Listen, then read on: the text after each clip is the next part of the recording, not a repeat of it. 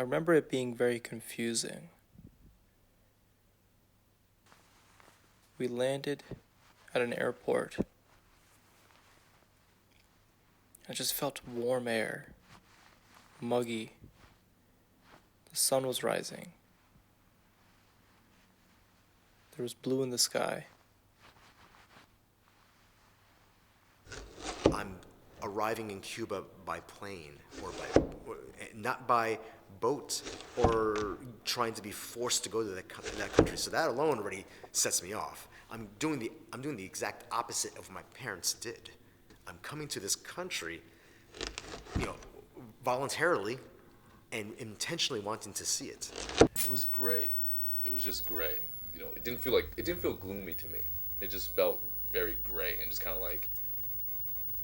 I guess you can't really explain it with this word, but like it felt monotone. Like if monotone had a feeling, or if monotone had like an air quality, like that's what it felt like to me. Where it was just like, it's not too high, it's not too low, it's just there.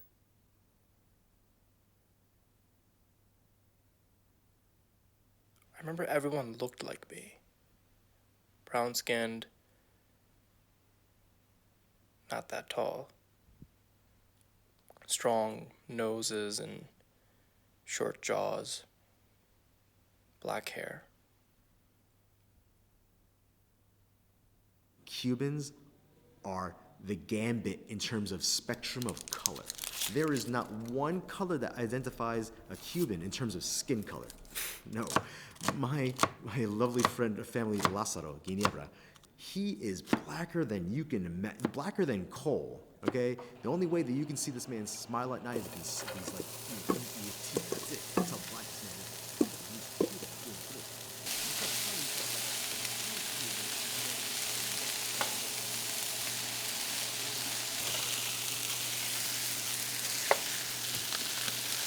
When we pulled up to the gate to go to the Congo, there was like a massive sea of like 40 Congolese people yelling at the flight attendants to get onto the plane, and like they're all, and it was weird because I'm like, I don't know what they're saying, but like I'm familiar with like the tones, the volume. Like it was just very weird to see something that was like me, like I was familiar with. So I remember the first night we slept in Pakistan, and we were sleeping outside because it was just colder outside. We were sleeping on these woven cots, or I forget what you call them, mattresses or something. They were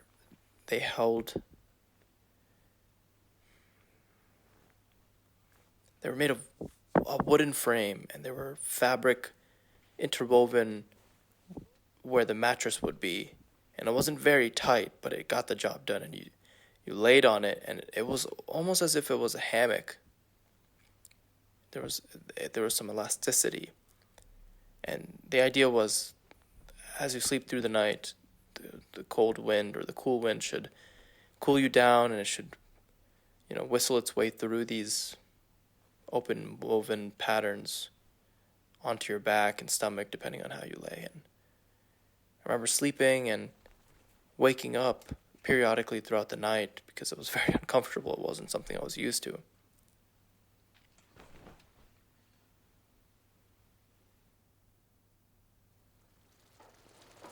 My grandmother's black bean soup / stew, depending on how long you cook it, is one of the most triggering smells that you can get, because if you are Muslim or someone who does not eat pork, you better be prepared, because you better walk away. This thing is full of smoked ham hock, which is the pig's knuckle on their front hooves. It's the knuckle right there. That's what we call it. And they smoke it, and it's called a smoked ham hock. The flavor that's coming off there is just so intense. You need to put it in the soup for you to be able to permeate all that immense smokiness and the cooked ham, almost bacon smoke flavor. It's just enough to drive someone to eat it right there and then, without even pausing.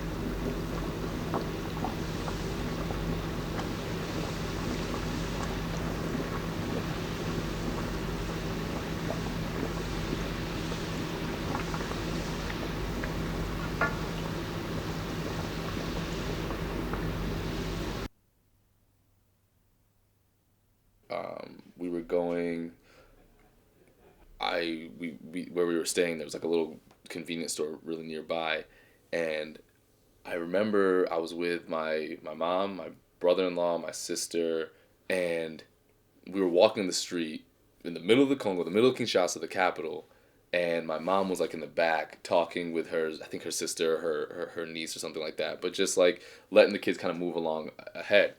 And like there was a really like weird moment in that for me where I was like my mom typically would never, like there was just no, like she wasn't concerned, or I don't want to say that wasn't concerned, but it didn't seem like she was like worried of us being there. So then I asked her at one point, I was like, Mom, you seem like you're very comfortable here. Like you're not like, like what is it? She's like, well, because it's home. I remember the village smelled clean.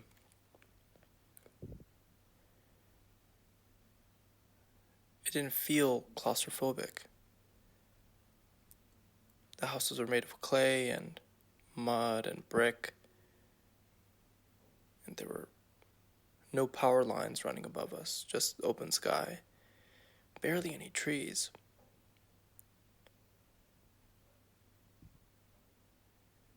I remember the sandstone tiling of the courtyard of my grandfather's house. Remember the house feeling so large. The perspective of being so small in a space that was new and unexplored.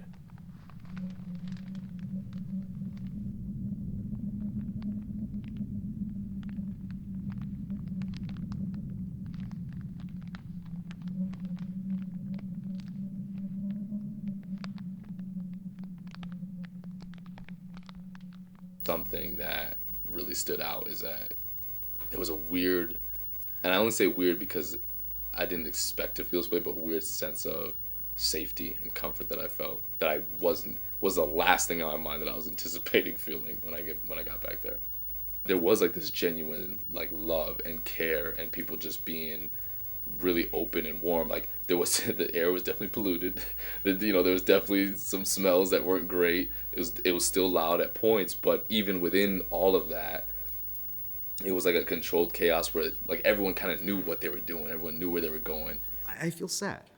I feel sad because I'm not gonna walk on the same waters and the sands that my dad did. He used to pick up crabs in the morning with just a bucket. Literally, his front porch was the beach, and all he did was just take a bucket.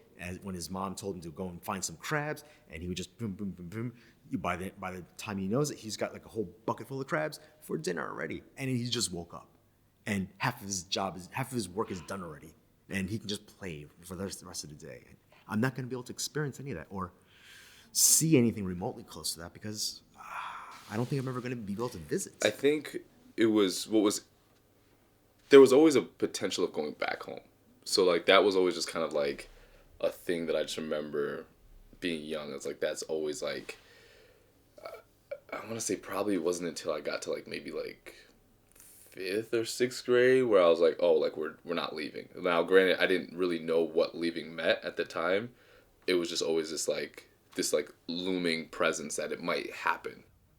Growing up, I just was always kind of confused as to what I was. Like I knew exactly where home was. Like I knew exactly where the country was, the languages, all that type of stuff.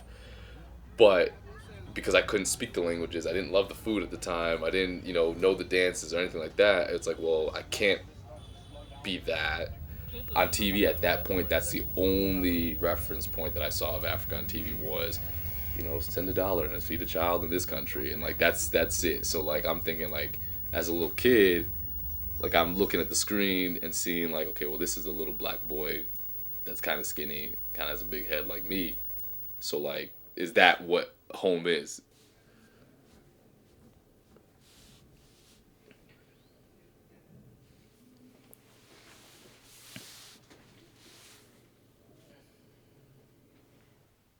I wonder what the village is like now.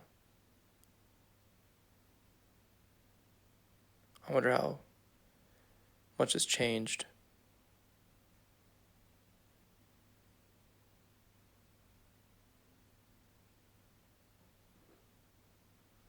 I wonder how the people are doing.